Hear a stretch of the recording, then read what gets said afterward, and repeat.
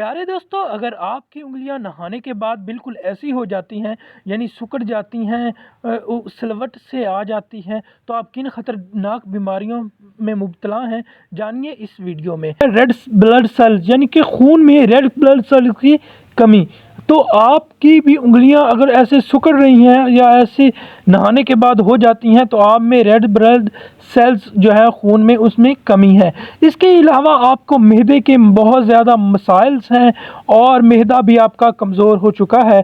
और इसके अलावा मैं आपको बताता चलूँ कि आप और कौन सी बीमारियों में मुब्तला हैं, इससे पहले आप मेरे चैनल को सब्सक्राइब कर लीजिए और बेल आइकॉन पर ज़रूर दबाइएगा, ताकि आपको ऐसी मुफीद वीडियो आपको मिलती रहें।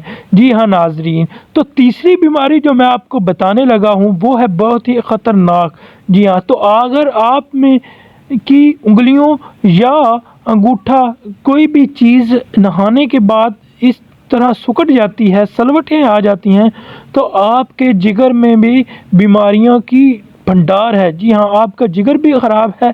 आपको चाहिए, अगर ये अलामत आप नहाने के बाद उंगलियों में महसूस करें, तो आप लोग फ़ौरन डॉक्टर से रुजू करें और अपने ये टेस्ट करवा लें, और यकीनी तौर पर आपको मालूम होगा कि ये 3 बीमारियां आप में पाई जा रही हैं। तो आप इनका इलाज करवाएं, इसके पहले कि ये बीमारियां जो है आपके मुस्तकबिल को ख़राब कर दें और आपको ज़्यादा टेंशन और ज़्यादा डॉक्टर की फटीक महसूस होने लगे और ज़्यादा सहनी पड़े।